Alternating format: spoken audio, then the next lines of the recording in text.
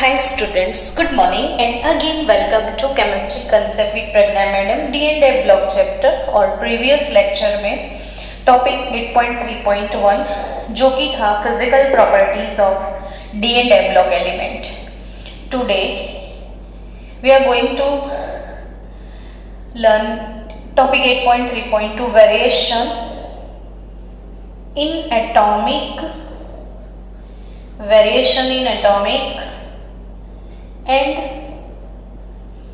ionic size, variation in atomic and ionic size of transition metals.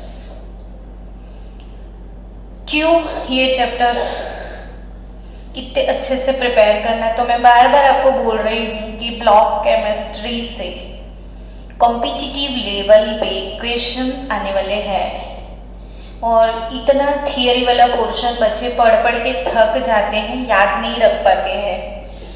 तभी जब भी आप थक जाओ, आपको कुछ याद ना आए, तो आप वीडियोस देख लो ताकि वो थियरी आपकी अच्छे से प्रिपेयर हो जाए। चलो, आज एटॉमिक और आयोनिक रेडियाई के बारे में हमें बात करनी है बच्चों।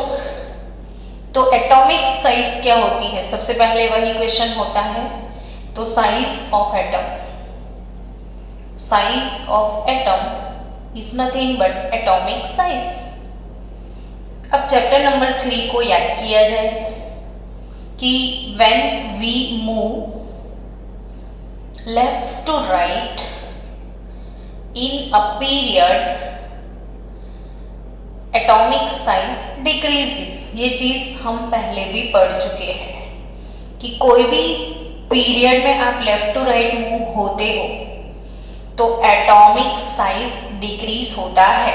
ये जनरल ट्रेंड हम पढ़ चुके हैं 11th में बहुत अच्छे से। सो एग्जैक्टली द सेम, पहले एक बार रिवाइज कर लो कि क्यों डिक्रीज होता था। तो अगर ये ली बे बक नॉफ है तो lithium beryllium boron carbon nitrogen oxygen है अगर, तो लिथियम का एटॉमिक नंबर 3, इसका एटॉमिक नंबर 4, 5, 6, 7, 8, 9। तो लेफ्ट टू राइट मूव होते हो तो एटॉमिक नंबर इंक्रीज होता है। लेफ्ट टू राइट क्या इंक्रीज होता है? Atomic number. As well as atomic number को हम Z बोलते हैं, नहीं? तो Z होता क्या है? Z तो नंबर ऑफ प्रोटॉन। तो लेफ्ट टू राइट मूव होते हो तो नंबर ऑफ प्रोटॉन यानी कि पॉजिटिव न्यूक्लियर चार्ज, न्यूक्लियस के अंदर पॉजिटिव चार्ज इंक्रीज होता है। ध्यान से ये वर्ड सुनो, फिर इमेजिन करो, थोड़ा समझो कि जैसे एटॉमिक नंबर इंक्रीज होता है, atomic number means number of proton increase हो रहा है। इसके न्यूक्लियस में 3 प्रोटॉन है, इसके न्यूक्लियस में 4 प्रोटॉन है, इसके न्यूक्लियस में 5 प्रोटॉन है। तो न्यूक्लियस के अंदर positive charge, positive nuclear charge increase होता है और एडेड इलेक्ट्रॉन। अब आप बोलोगे कि क्या हो गया, न्यूक्लियर चार्ज इंक्रीज हो गया। जितने प्रोटॉन इंक्रीज हुए ना उतने तो इलेक्ट्रॉन भी इंक्रीज होते हैं। तो यस, इलेक्ट्रॉन इंक्रीज होते हैं लेकिन वो सेम ऑर्बिट में जा रहे हैं ना, 2s1, 2s2, 2s2, 2p1। यानी यहाँ पे मेन क्वांटम नंबर जो है, प्रिंसिपल क्वांटम नंबर, वो चेंज नहीं होता है। Added electron again and again second orbit में ही जा रहा है, सेम ऑर्बिट में जाता है। तो न्यूक्लियस से इलेक्ट्रॉन का डिस्टेंस जो है वो नहीं बढ़ता है, यानी इलेक्ट्रॉन सेम डिस्टेंस पे ऐड होता जा रहा है, लेकिन पॉजिटिव चार्ज बढ़ने की वजह से अट्रैक्शन फोर्स ऐसे बढ़ेगा, अट्रैक्शन फोर्स ऐसे बढ़ेगा तो एटॉमिक वॉल्यूम डिक्रीज हो जाएगा।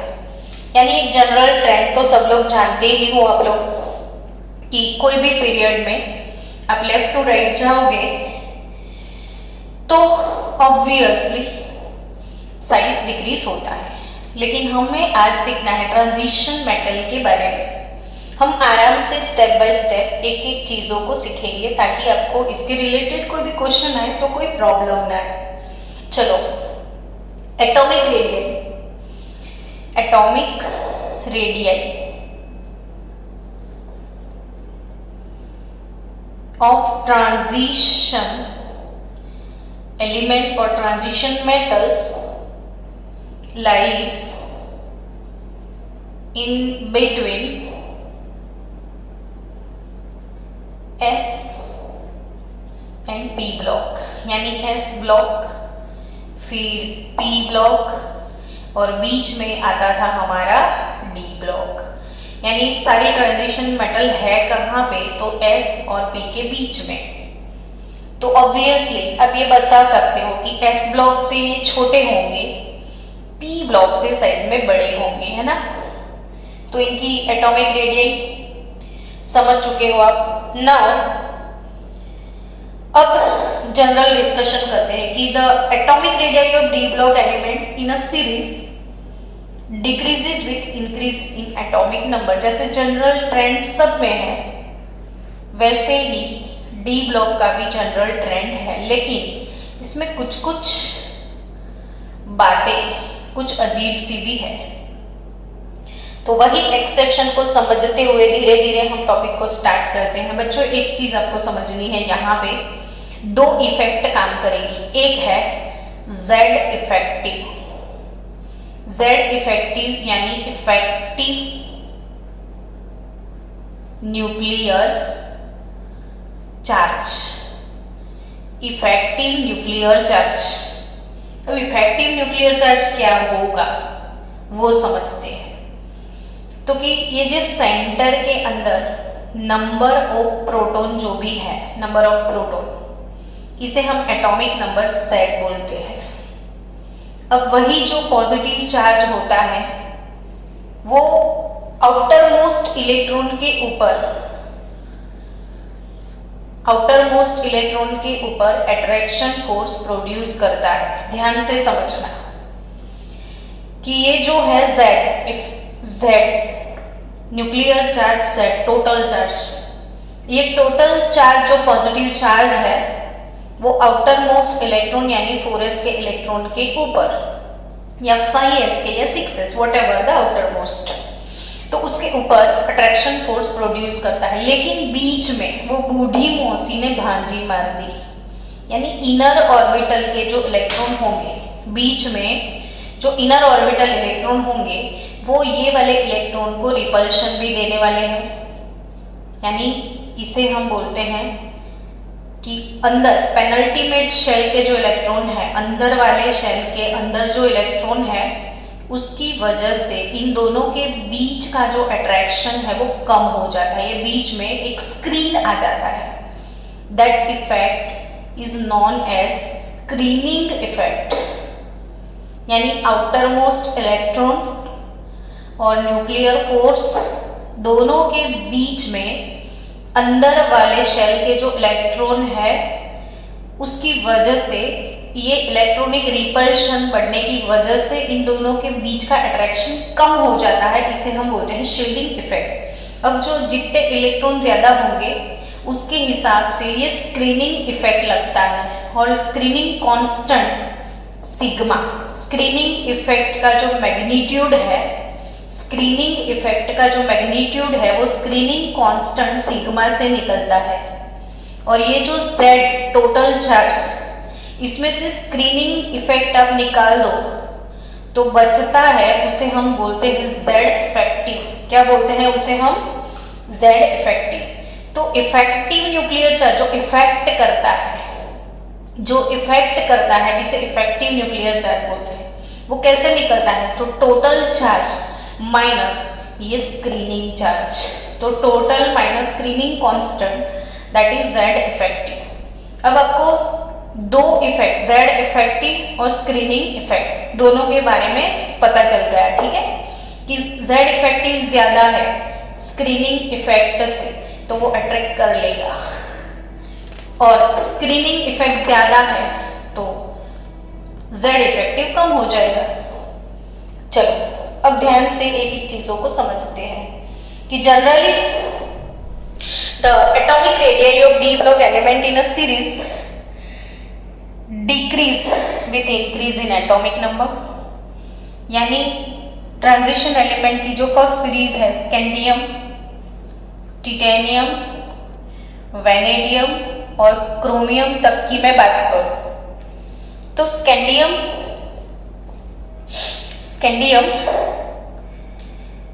का जो साइज है एटॉमिक साइज वो 162 है। फिर आप टिटेनियम का देखोगे तो उसका एटॉमिक वॉल्यूम है 147 पिकोमीटर में है ये, और ये है 134 पिकोमीटर, और क्रोमियम है 127 पिकोमीटर। तो शक्ति VCR स्कैंडियम टू क्रोमियम, धीरे धीरे समझो बात को, स्कैंडियम टू क्रोमियम आपको लिटरली डिक्रीज मिल रहा है। मैंने इसलिए वैल्यू डाली कि वैल्यू आपके ब्रेन के ऊपर हैमरिंग कर रही है तो आपको अच्छे से ये चीजें पता ही चल जाए वैल्यू से कि भाई yes this is the perfect explanation. तो scandium, titanium, vanadium, chromium, scandium से लेके क्रोमियम तक साइज डिक्रीज हो रहा है। 162 से ये हो गया 127 पिकोमीटर, यानी कि स्कैंडियम टू क्रोमियम आप बोल सकते हो Z effective greater than screening constant. तो स्क्रीनिंग इफेक्ट से Z इफेक्टिव ज्यादा है, यानी nuclear charge screening effect titanium, vanadium में इनर शेल में टिटेनियम में सिर्फ 2 इलेक्ट्रॉन होंगे, डी में, वैनेडियम में सिर्फ 3 होंगे, यानी अभी अंदर वाला जो शेल है न्यूक्लियस, फिर ये first orbit, second orbit, third orbit में 3D और फोर्थ वाला इलेक्ट्रॉन, तो इसमें जो D के है इलेक्ट्रॉन जो स्क्रीनिंग पैदा करने वाले हैं वो अभी कम है। तो स्क्रीनिंग इफेक्ट यहाँ तक वीक होती है, और वीक होने की वजह से ये अच्छे से इसको खींचता है, और तभी देखो 162 से एकदम फॉल डाउन मिला 147, फिर फॉल डाउन मिला 134 और फॉल डाउन मिला 127 पिकोमीटर तक। फिर बाद में क्या होता है, तो जैसे ही क्रोमियम 127 पे है, मैंगनीज का देखो और Fe का देखो, और मैंगनीज Fe ये 127 पिकोमीटर है क्रोमियम, मैंगनीज है 126 पे और Fe भी है 126 पे। यानी अब क्या समझे बच्चों, और ये कोबाल्ट जो है 125 पिकोमीटर, यानी ये दोनों ऑलमोस्ट सेम है Mn और Fe। तो ऑब्वियसली इधर क्या हुआ, Z इफेक्टिव जो है उसको स्क्रीनिंग जो है काउंटर कर गया, यानी इधर Z इफेक्टिव के बराबर स्क्रीनिंग भी हो गया, ऑलमोस्ट सेम इफेक्ट मिल रहा है, स्क्रीनिंग इफेक्ट बढ़ गया है अंदर के इलेक्ट्रॉन बढ़ने की वजह से, और तभी इन दोनों के बीच का जो अट्रैक्शन है वो उतना नहीं हो रहा है, तभी कॉन्ट्रैक्शन नहीं हो रहा है, और ऑलमोस्ट मैंगनीज और Fe दोनों का 126 से डिक्रीज होना चाहिए था। इसका रिजल्ट देखो तो यहाँ पे ऑलमोस्ट सेम है, डिक्रीज नहीं हो रहा है। तो उसके बाद देखो निकल और कॉपर, निकल और कॉपर, तो कोबाल्ट 125 पे है, निकल 124, माइन और 124, और ये भी 124, निकल कॉपर की भी सेम पिकोमीटर में है। तो बच्चों इसका मतलब ये हुआ कि स्क्रीनिंग बढ़ गया है Z इफेक्टिव से भी, यहाँ पे स्क्रीनिंग कम था, यहाँ पे काउंटर बैलेंस हो गया, काउंटर कर लिया दोनों इफेक्ट ने एक दूसरे को, और यहाँ पे स्क्रीनिंग और भी बढ़ जाता है। तो Z इफेक्टिव काफी कम होने की वजह से कोई कॉन्ट्रैक्शन नहीं मिल रहा है, और बचा लास्ट में जिंक। तो आपको तो याद रखना है इधर कि जिंक 138 पिकोमीटर हो गया। अब क्यों जिंक डिक्रीज तो होना चाहिए था, डिक्रीज हुआ नहीं, और ये तो काफी इंक्रीज हो गया है ना। तो उसको समझ लेते हैं कि क्यों ऐसा हुआ। तो जिंक की बात करें तो आपको याद रखना है कि near the end of the series, जितनी भी सीरीज है इसमें जो लास्ट पोर्शन है, लास्ट एलिमेंट है, इसके अंदर आपने देखा होगा कि जिंक के अंदर 3d10 है, यानी 1 2 3 4 5 6 7 8 9 10 सब कुछ पेयरिंग में है। टोटल पैड इलेक्ट्रॉन है। सो इसमें near the end of the series the increased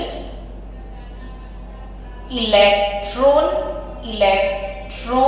repulsion, increased electron repulsions between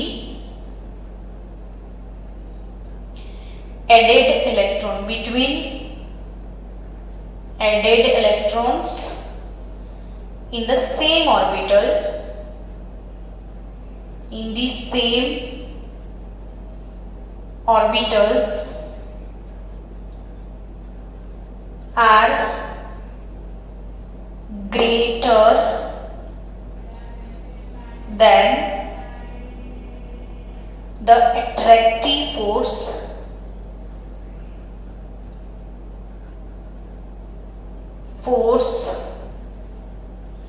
due to the increased nuclear charge। ये जो रीजन है आपको एग्जाम में लिखना है, क्योंकि क्वेश्चन आएगा कि why the atomic radius of zinc is greater then that of cobalt and निकल। तो क्यों जिंक का रेडियस 138 पिकोमीटर है, उसका आंसर आपको लिखना है। इसलिए मैं लिख रही हूँ थियरी, ताकि आप लिख लेना नोटबुक में, आपको काम में आ जाएगा। So the increase nuclear charge, this result in the expansion of this result in the expansion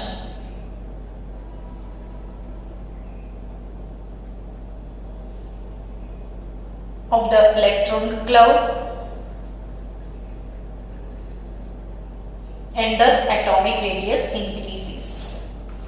student ये वाला रीजन समझ में आया। स्कैंडियम टू क्रोमियम क्या हो रहा है, स्क्रीनिंग इफेक्ट वीक है, जेड इफेक्टिव बढ़ रहा है।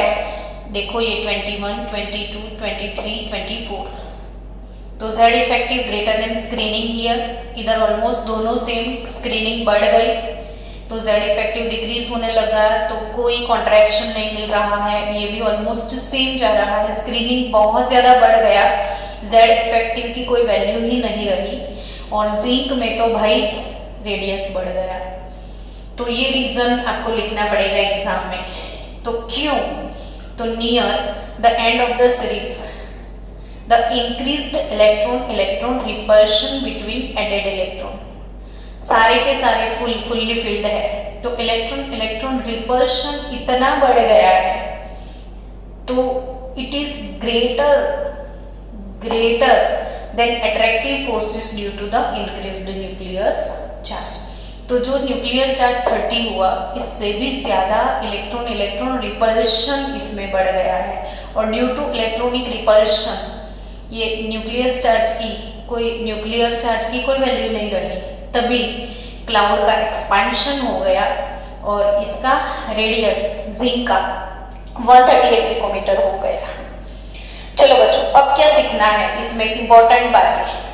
तो ये हो गई 3D ट्रांजिशन एलिमेंट की बात। 3D के बाद कौन आता है, 4D, और 4D के बाद कौन आता है, 5D। तो अब 3D से 5D तक जाओगे तो कोई भी ग्रुप में आप कभी भी टॉप टू बॉटम जाते हो ग्रुप में, तो ऑब्वियसली ना ग्रुप में तो साइज इंक्रीज होता है, तो 3D से 4D वाले बड़े होने चाहिए और 4D से 5D वाले और भी बड़ी साइज के होने चाहिए। तो मैं उसकी भी कंपैरिजन आपको विथ वैल्यू दिखा दूं, ताकि आपको चीजों को अच्छे से समझ में आए, इसलिए मैं वैल्यूज ये भी लिख रही हूँ। कि स्कैंडियम का देखो, स्कैंडियम का 162 पिकोमीटर है, फिर इट्रियम का 180, यानी अब टॉप टू बॉटम जा रहे हो तो ये बढ़ रहा है। वैसे ही लैंथेनम का देखो तो और भी बढ़ गया, 187 हो गया, है ना। लेकिन आपको एक चीज इधर नोटिस करना है कि वाई जरीना जिरकोनियम 160 है, 180 के बाद 160 है, और हाफनियम वो 158 हो गया, है ना। कुछ अजीब सा रिजल्ट। तो जिरकोनियम 160 पे है, हाफनियम 158 क्यों हो गया? तो टॉप टू बॉटम आप आते थे, टिटेनियम था 147 पे, तो दैट इज ओके कि 147 से 160 हो रहा है, ग्रुप में तो साइज बढ़ता नहीं है, तो ये डिक्रीज क्यों हुआ? तो आपको एक चीज समझनी है कि ये जो है थर्ड ट्रांजिशन सीरीज वो पीरियोडिक टेबल के 6th पीरियड में है, और 6th पीरियड में लैंथेनम का नंबर 57 है और इसका 72, यानी 58 से लेके 71 इनके बीच में और भी है जो इनके बीच में नहीं है।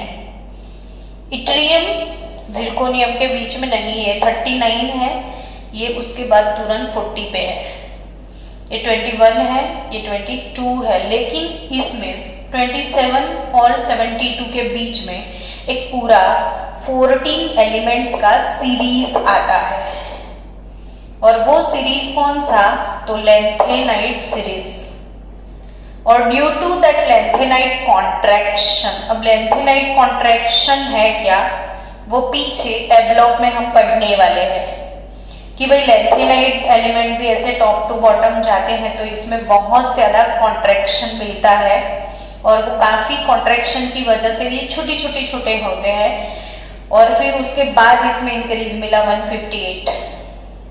तो due to that lanthanide contraction, lanthanide series के जो एलिमेंट है 14 एलिमेंट, उनका लेफ्ट टू राइट जो कॉन्ट्रैक्शन हुआ, लैंथेनाइट कॉन्ट्रैक्शन, उसकी वजह से उसके बाद फिर हाफनियम आता है, तो वो 158, यानी ज्यादा इंक्रीज इसमें नहीं मिलता है। तो हमारे बोर्ड के लिए एक मोस्ट टाइम पे एमसीक्यू हो गया बच्चा, याद रखना आपको कि जिरकोनियम एंड हाफनियम दोनों का साइज ऑलमोस्ट सेम है, ये एज एन एमसीक्यू आएगा आपको। तो जिरकोनियम हाफनियम का साइज सेम होगा, जिरकोनियम हाफनियम का साइज सेम होगा, सेम साइज होगा, ठीक है बच्चों। तो यानी स्टूडेंट आपकी टेक्स्ट बुक में फिर से एक ग्राफ दिया गया है, वो ग्राफ है एटॉमिक रेडियाई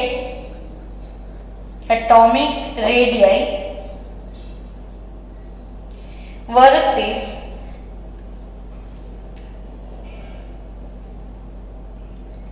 इधर एटॉमिक नंबर होगा, इधर एटॉमिक रेडियाई होगी, तो atomic radii versus atomic number.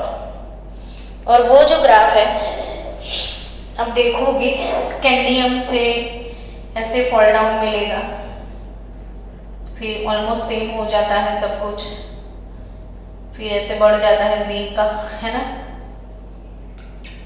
फिर उसके बाद में अपने ग्राफ में नोटिस किया है तो फिर ब्लू लाइन और रेड लाइन बट ऑलमोस्ट एक दूसरे के करीब होते हैं ये लाइन। तो क्या समझे आप मोरल ऑफ द स्टोरी कि 3D से 4D का साइज इंक्रीज होता है, लेकिन 4D 5D सीरीज का साइज ऑलमोस्ट सेम है, और रीजन लैंथेनाइट कॉन्ट्रैक्शन है कि 5D में लैंथेनाइट सीरीज इनपुट हो जाता है, तो तभी 4D और 5D के साइज में ऑलमोस्ट डिक्रीज नहीं मिलता है, सेम टू सेम फॉलो होता है ट्रेंड। तो ये एक इंपॉर्टेंट चीज है। जिरकोनियम और हाफनियम, जिरकोनियम और क्या हाफनियम, दोनों के जिरकोनियम और हाफनियम की साइज सेम है। स्टूडेंट चलो जाते जाते इंपॉर्टेंट चीजें डिस्कस करके आगे चले। क्या हम सीख रहे थे एटॉमिक आयोनिक रेडियाई के बारे में। तो आपको याद रखना है कि the atomic radii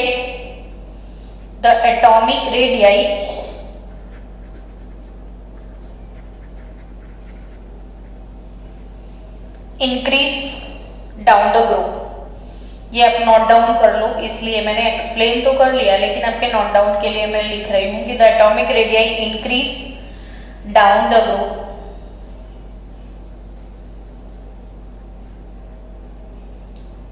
this means the atomic radii of second series, this means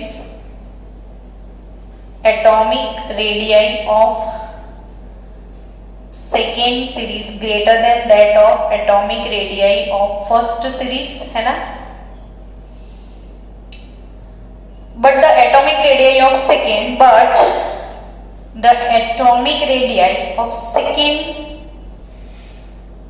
and third, second is almost nearby atomic radii of third transition series,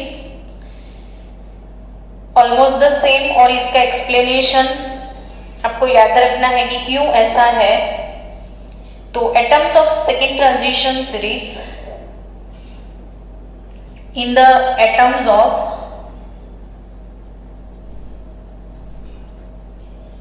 second transition series the number of shell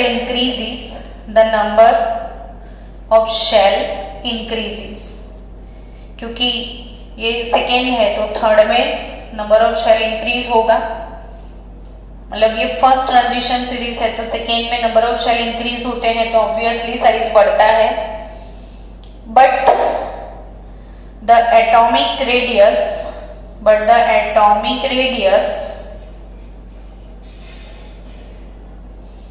of the second and third transition metal of the second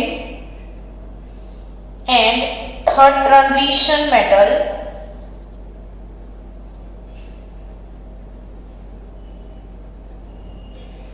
are nearly same due to